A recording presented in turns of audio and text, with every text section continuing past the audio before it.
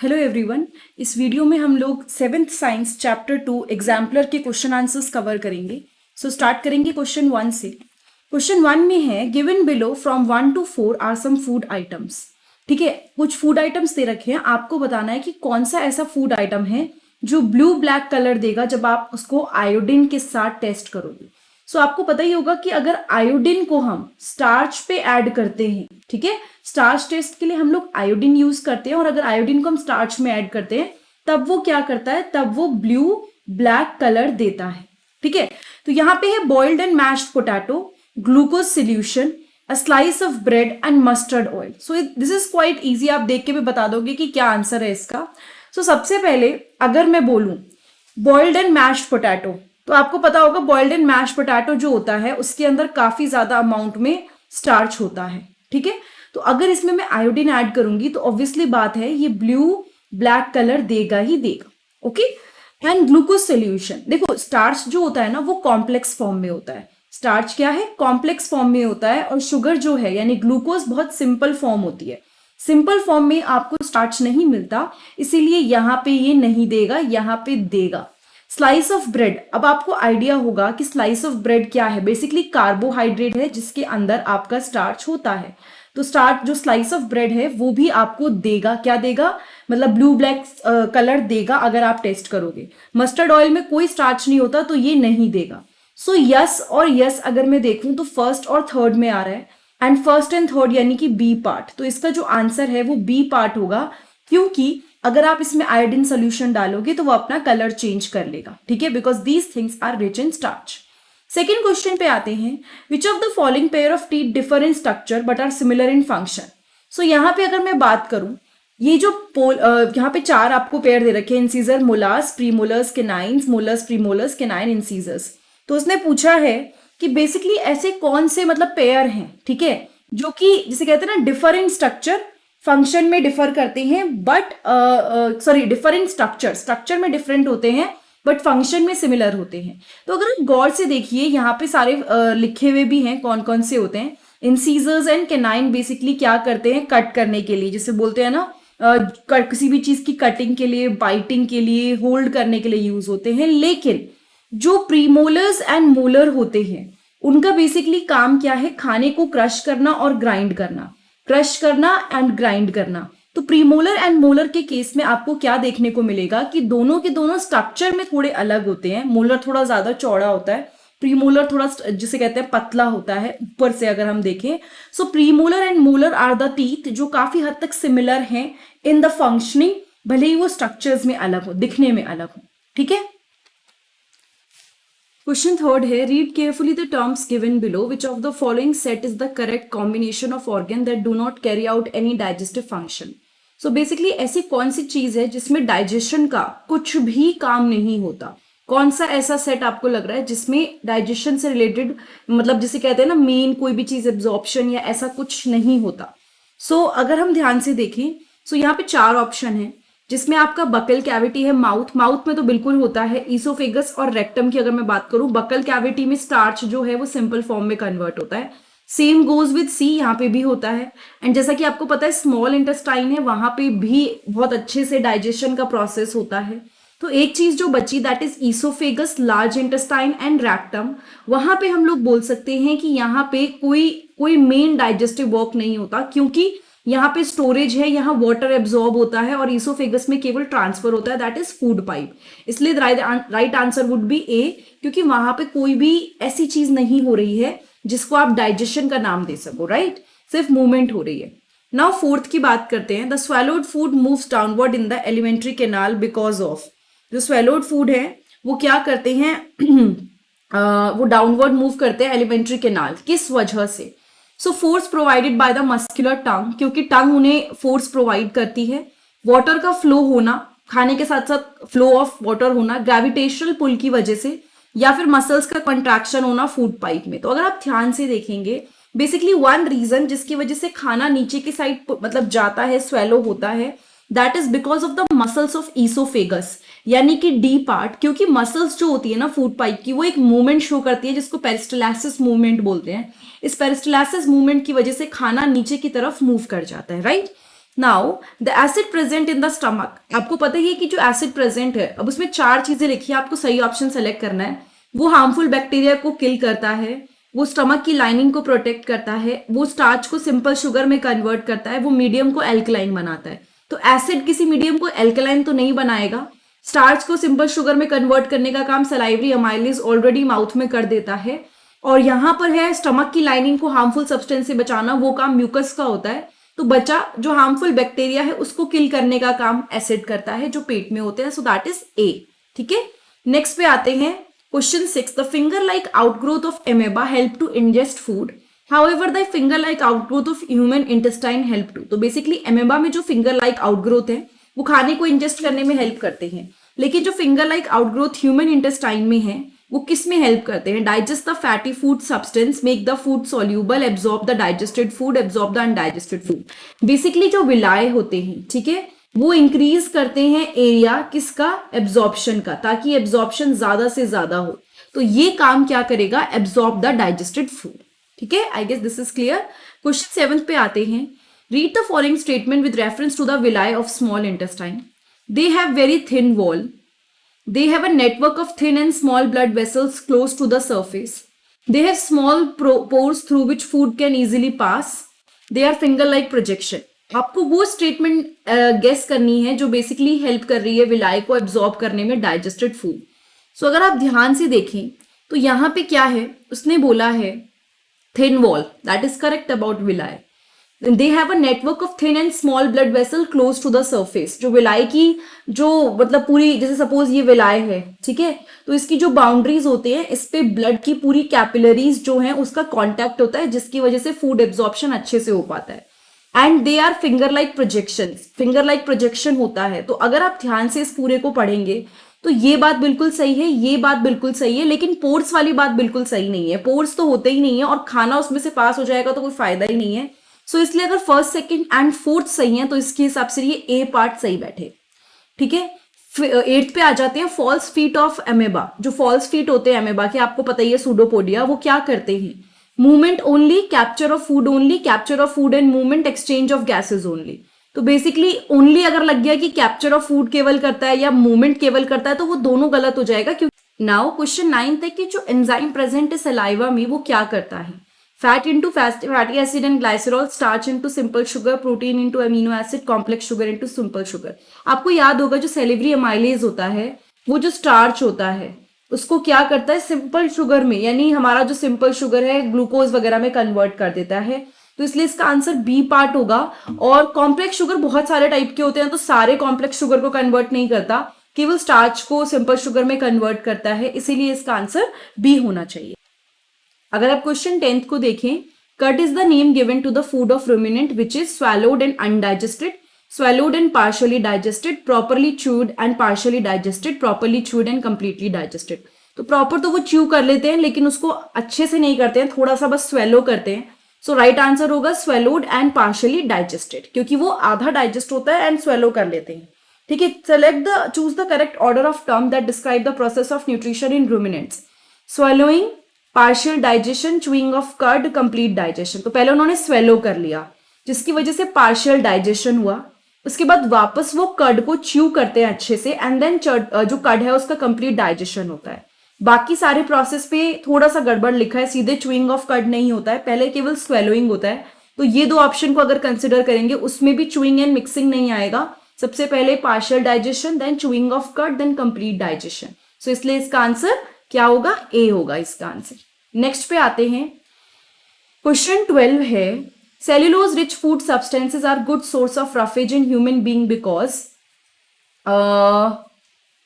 Human being do not have cellulose digestive enzyme, cellulose get absorbed in the human blood and convert into fibers. The cellulose digesting bacteria convert cellulose into fibers and cellulose break down into smaller component which are digested as roughage. So नहीं, cellulose तो basically हम लोग digest कर ही नहीं सकते हैं, हम लोग उसको डाइजेस्ट नहीं कर सकते, we don't have the bacteria जो हेल्प करेगा।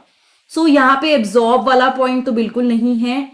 सेल्यूलोज डाइजेस्टिंग बैक्टीरिया हमारी बॉडी में नहीं होते हैं, स्मॉलर कंपोनेंट्स में ब्रेक डाउन कर देता है, ये तो बिल्कुल नहीं होता। बेसिकली ह्यूमंस के पास सेल्यूलोज डाइजेस्टिंग एंजाइम या बैक्टीरिया नहीं होते हैं, जिस वजह से वो क्या कर सकता है, बेसिकली बस बॉडी से पास हो जाएगा, वो कहीं भी एब्जॉर्ब नहीं होगा, केवल पास हो जाएगा। ठीक है, now name the part of the alimentary canal where water get absorbed. आपको अच्छे से याद होगा जो हमने पढ़ा है, वाटर एब्सॉर्ब होता है कहाँ पे, लार्ज इंटेस्टाइन में। कहाँ पे, लार्ज इंटेस्टाइन में सॉल्ट्स एंड वाटर एब्सॉर्ब होते हैं। Digested food get absorb, that happens in small intestine. वो कहाँ पे होता है, स्मॉल इंटेस्टाइन में। Taste of food is perceived, हमें टेस्ट जो पता चलता है वो टंग पे पता चलता है, it is all because of the tongue, जो टेस्ट वर्ड है।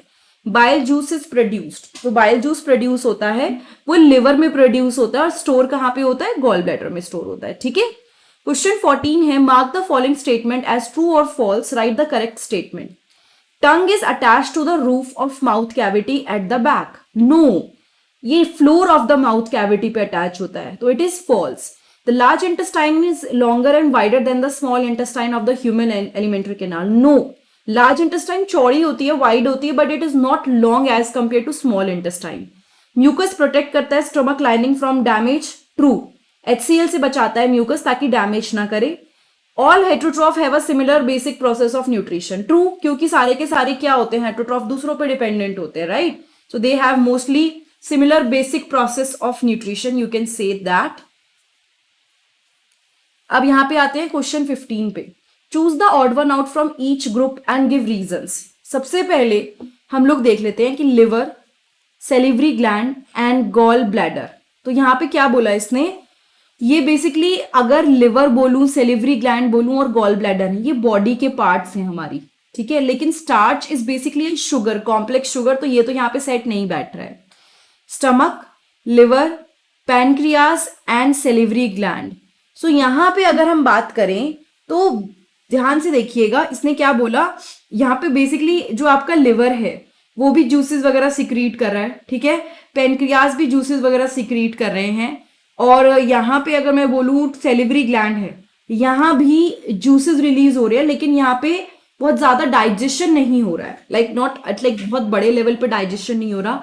स्टमक यहाँ पे वो है जिसमें काफी अच्छे से डाइजेशन वगैरह हो रहा है, so we can say that कि वहां पे चर्निंग हो रही है, सारे जूसेस आके मिल रहे हैं, everything is happening. Tongue, absorption, taste, swallow, अगर इसमें आप देखोगे तो बेसिकली ये जितनी भी चीजें हैं, जैसे कि टंग हो गया, टेस्ट लेना, स्वेलो करना, ये सब माउथ से रिलेटेड है, मुंह से रिलेटेड है, और absorption is completely related to small intestine, वहां से इसका डायरेक्ट लिंक है, तो वो ऑड वन आउट हो गया, इसमें स्टमक ऑड वन आउट हो गया। Oesophagus, small intestine, large intestine, rectum, तो यहाँ पे तो बहुत ही क्लियरली पता चल रहा है कि स्मॉल इंटेस्टाइन आंसर है, बिकॉज स्मॉल इंटेस्टाइन में मेनली डाइजेशन होता है, ईसोफेगस में, लार्ज इंटेस्टाइन और रेक्टम में कोई डाइजेशन या एब्जॉर्प्शन नहीं होता है। ठीक है, now you were blindfolded and asked to identify the drinks provided in 2 different glasses. You could identify drink A as lime juice and B as bitter gourd juice. How could you do it in spite of being blindfolded? Basically आपको दिख नहीं रहा था, but हमारी जो टंग होती है उसमें टेस्ट बर्ड्स होते हैं, ये जो टेस्ट बर्ड्स होते हैं ना, ये काफी हेल्पफुल रहते हैं किस चीज में, अगर हमें डिटेक्ट करना है किसी भी चीज का, if it is sweet, salty, bitter, तो उसको हेल्प से हम आराम से डिटेक्ट कर सकते हैं। Fill in the blanks with suitable word. The alimentary canal stretches from mouth, या फिर आप बकल कैविटी भी बोल सकते हो, बकल कैविटी एंड माउथ दोनों सही रहेगा, टू एनएस। ठीक है, और teeth are rooted in separate dash in between the dash. तो जो टीथ होते हैं रूटेड इन सेपरेट, क्या, सॉकेट्स में लगे होते हैं, कहाँ लगे होते हैं, सॉकेट्स में, इन बिटवीन द, कहाँ पे, किसके बीच में, गम्स के बीच में। ठीक है, digestion of food start in dash and gets completed in dash. तो बेसिकली जो डाइजेशन का मेन काम है वो बकल कैविटी में स्टार्ट हो गया है और कंप्लीट हो रहा है कहाँ पे, स्मॉल इंटेस्टाइन में। ठीक है, ये याद रखना है। Dash is the largest gland in the human body, ये क्वेश्चन तो कई बार पूछा जाता है, liver is the largest gland in human body. ठीक है, following statement describe the 5 steps in animal nutrition. Read each statement and give out one word for each statement. Write the terms that describe each process. तो जैसे आप लोगों ने पढ़ा था ingestion, egestion, digestion, तो आपको समझना है कि यहाँ पे किस चीज की बात क्या हो रही है। Transportation of absorbed food to different part of body and their utilization. अलग अलग पार्ट में खाना गया जो एब्सॉर्ब्ड है, ऑलरेडी एब्सॉर्ब हो चुका है, अब वो अलग अलग पार्ट में जा रहा है और वहां पे बॉडी उसको यूटिलाइज करेगी। That is called assimilation. That is called, क्या बोलते हैं इसको, एसिमिलेशन, क्योंकि अब बॉडी उसको यूटिलाइज करने वाली है। ब्रेकिंग ऑफ कॉम्प्लेक्स फूड, ये तो नाम से पहली लाइन से पता चल गया कि कॉम्प्लेक्स से कोई चीज सिंपल फॉर्म में कन्वर्ट हो रही है, तो वो किसके अंदर आएगा, it will come under digestion. किसके अंदर आएगा, डाइजेशन के अंदर। रिमूवल ऑफ अनडाइजेस्टेड, बाहर निकालना है बॉडी के, इजेशन, इसमें सोचना ही नहीं है, मतलब फर्स्ट वर्ड देखते आपको पता होना चाहिए, इजेशन में हम बाहर निकाल रहे हैं। Taking food into the body, ingestion, आप बॉडी के अंदर फूड ले रहे हो, that is ingestion. Transport of digested and soluble food from the intestine to blood vessel, तो यहाँ पे इंटेस्टाइन में क्या हो रहा है, एब्जॉर्ब हो रहा है वो, तो यहाँ पे एब्जॉर्प्शन आएगा, क्या आएगा, एब्जॉर्प्शन हो रहा है, क्योंकि वो सारी चीजें ले जाके कहाँ ले जाएगा, पूरे ब्लड में। Now match the animals in column 1 and their mode of feeding listed in column 2, basically feeding है कि वो किस तरह से फीड करते हैं, ठीक है, किस तरह से वो फीड करते हैं, वो सारी चीजें आपको मैच करनी है। Housefly biting and chewing, cockroach sucking and sucking and mosquito sponging and infant sucking. So basically अगर आप ध्यान से देखें, हाउसफ्लाई स्पॉन्जिंग करती हैं, तो यहाँ पे थर्ड आ जाएगा, ठीक है। उसके अलावा कॉकरोच क्या करता है, कॉकरोच आपका biting and chewing generally, C fourth यानी कि सकिंग, मॉस्किटो सक करता है, डी यानी कि सेकेंड वो भी सक करते हैं, ठीक है। सो यहाँ पे अगर हम बात करें, ये सारे मोड हो गए डिफरेंट। नाउ बूजो ने, ये तो बहुत ही इंटरेस्टिंग है, Boojho took some grains of boiled rice in test tube A, उसने बॉइल्ड राइस लिए, पहले ने बॉइल्ड एंड चूइड राइस लिए टेस्ट ट्यूब बी में, दोनों में 1-1-2 ड्रॉप आयोडीन सोल्यूशन डाला टेस्ट ट्यूब में और देखा कि कलर चेंज हुआ कि नहीं हुआ। सो क्या कलर उन्होंने नोटिस किया होगा, सिंपल सी बात है, जहां पे बॉइल्ड राइस डाला होगा, ठीक है, केवल बॉइल्ड राइस, वहां पे कलर चेंज देखने को मिला होगा, लेकिन जहां पे च्यूड राइस है वहां पे नो कलर चेंज। क्यों कलर चेंज नहीं देखने को मिला, बिकॉज वहां पे जो स्टार्च था च्यूड वाले में, वो ब्रेक डाउन हो चुका है किसके अंदर, सिंपल शुगर में। तो सिंपल शुगर में अगर वो ब्रेक डाउन हो चुका है तो आपको कलर चेंज नहीं देखने को मिलेगा। बेसिकली हमारी जो सेलिवरी ग्लैंड होते हैं वो सेलिवरी अमाइलेज रिलीज करते हैं, जो च्यूइंग के टाइम पे रिलीज होता है, जिसकी वजह से हमारा जो स्टार्च है वो ब्रेक डाउन हो जाता है। तो स्टार्च अगर बचा ही नहीं है, ब्रेक डाउन हो गया है, तो आयोडीन का टेस्ट सक्सेसफुल नहीं होगा। A got her gall bladder removed surgically as she was diagnosed with stones in her gall bladder. After the surgery, she faced problem in digestion of certain food items when consumed in bulk.